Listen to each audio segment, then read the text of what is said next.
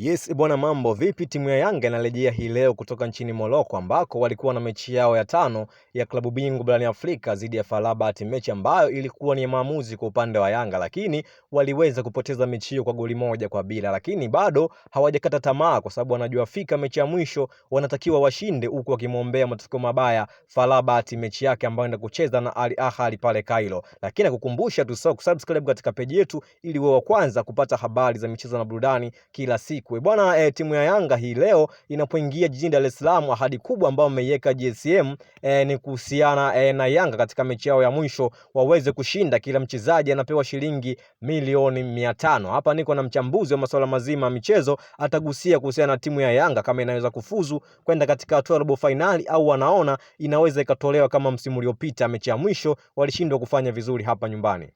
Kwenye kundi la Yanga kwanza tunavyojua kabisa mbaya wake pale ni FAR Rabat, ndio mtu ambaye wanafungana pale, ni watu ambao wanagombania na kufuzu. Na unavyoona mimi kabisa pale Yanga kufuzu ni jambo la kuchanga tu karata, kwa sababu tunajua kabisa FAR Rabat mechi ya mwisho anaenda kucheza na Al Ahly. Kwa hiyo kule Al Ahly tunajua kabisa yeye mwenyewe na kocha waliongea mechi ya nyumbani hawezi kupoteza tena mechi ya mwisho. Unavyoona kabisa FAR Rabat akipoteza mechi hii ya ugenini ambayo anacheza na Al Ahly, sasa huku nyumbani yeye Yanga akichanga karata vizuri akashinda, na imani kubwa sana Yanga anapata ushindi hapa nyumbani tena mnono, kwa sababu Yanga anajua kabisa kule FAR Rabat hawezi kupata ushindi hata mara moja, kwa sababu anacheza na timu kubwa sana, alafu tunajua kabisa Al Ahly akiwa nyumbani anakuwa ni mtu mbaya sana. Kwa hiyo unavyoona mimi Yanga ana nafasi kubwa sana ya kushinda hapa nyumbani na kufuzu.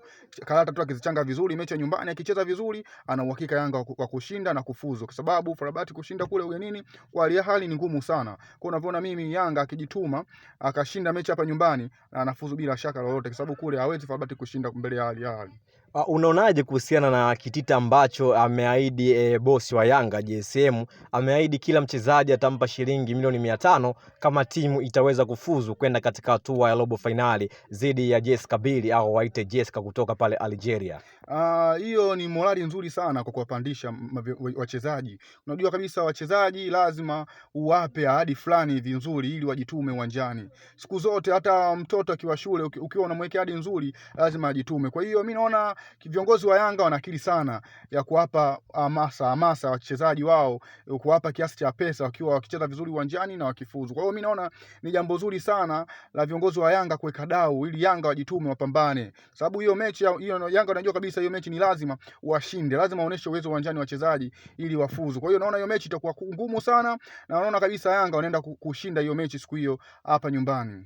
Lakini vile vile mashabiki wa Yanga wameomba mechi hii iwekwe bure, yani isiwe na kiingilio pale Zanzibar, ili wajitokeze kwa wingi, kwa sababu wanajua ni mechi ya maamuzi, ni mechi ambayo ni ya do or die. Yanga ashinde ni kitu ambacho kinahitajika ili aweze kufuzu, anatakiwa ashinde, huku akiwa anamuombea mwenzake mabaya. Tunakumbuka katika mechi dhidi ya Silver Strikers kutoka Malawi, mechi waliifanya bure kutokana walijua fika ni mechi ya maamuzi. Je, unaonaje mechi hii kuwekwa bure? Mashabiki wanaweza kweli kuisupport timu yao ikashinda, au mashabiki wetu hawana nguvu ya kushangilia kama walivyo Waarabu wakipata nafasi kama hii? Unajua tukiwa hapa nyumbani, timu ikiwa inacheza nyumbani siku zote ikiwa na mashabiki wengi sana, timu inakuwa, wachezaji wanakuwa na hamasa kubwa sana, kwa sababu mpira pia ukiacha kucheza uwanjani ukiwa na mashabiki wengi wanakushangilia, mchezaji unatoka kujituma na kupambana sana. Kwa hiyo mimi naona JSM kufanya kitu kama hicho, mashabiki kuingia bure uwanjani ni jambo zuri sana, kwa sababu mashabiki wakiwa uwanjani wengi sana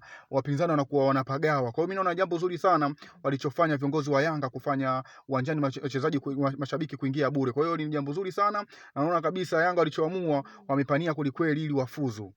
Kuna baadhi ya wachezaji wanaonekana wanapoteza sana nafasi, ikiwemo Prince Dube alipata nafasi 2 katika mechi dhidi ya FAR Rabat. Kuna nafasi zilikuwa ni za wazi lakini amezipoteza. Wewe kwa maoni yako unadhani mwalimu wa Yanga aanze na nani katika eneo la ushambuliaji kati ya Prince Dube, Depu au Clement Mzize ambaye amerejea kutoka katika majeruhi? Unajua Depu ni forward ambaye amezoea kusimama kwenye box. Kwa hiyo kwa hii Yanga mchezaji kusimama kwenye box, tunajua wamepita mastreka wengi sana kama hao, hawajatokea kutulia kwenye eneo kama lile kudumu, kwa sababu tunajua klabu ya Yanga ukitaka kuwa forward mzuri lazima uwe unaanza kutafuta mipira. Ukimwangalia Dube ni mtu ambaye anaanza sana kutafuta mipira akiwa uwanjani. Kwa hiyo mimi naona pale Yanga naona hata akimuingiza Dube akiwa ameanza itakuwa ni jambo zuri sana, kwa sababu Dube ni mtu ambaye mpambanaji. Hata tunaona mechi ya juzi aliingia na akaonyesha uwezo, akagongesha miamba, hata kama haikuwa bahati kwake, lakini naona kabisa mtu anaupambana, namba 9 anayopambana kuchukua mipira nyuma kurudi kusaidia wenzake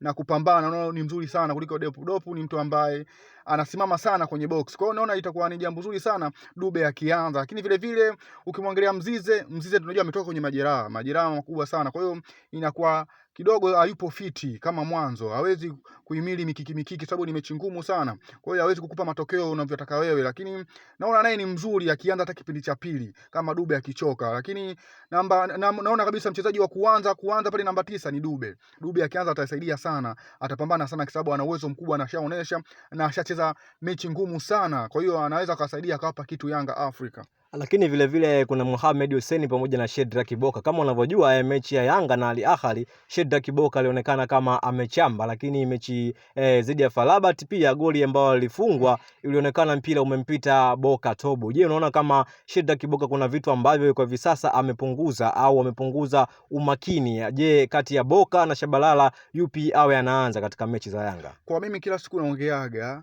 Boka ni mchezaji ambaye sawa anaweza akacheza, lakini timu anazocheza nazo ni kama Mtibwa, JKT ndio timu ambazo anaweza kucheza naye, lakini zile mechi ngumu ambazo si Yanga anataka ushindi inakuwa ni ngumu sana ukamwanzisha Boka, kwa sababu Boka ana makosa kibao ambayo anayafanya.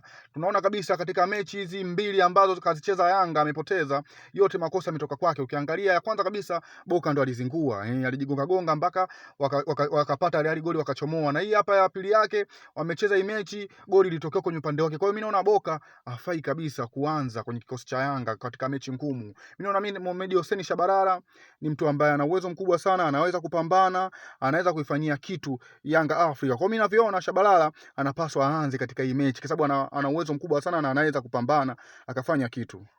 Hayo ni maneno ya mchambuzi wa masuala mazima ya kabumbu. Je, wewe mdau wa soka, mpenda michezo, mpenda burudani, unaonaje kuhusiana na swala zima la timu ya Yanga? Wanaweza wakafuzu au wanaweza wakaishia katika hatua ya makundi? Shusha comment yako hapo katika comment section. Vile vile usisahau kusubscribe pamoja na kulike katika page yetu.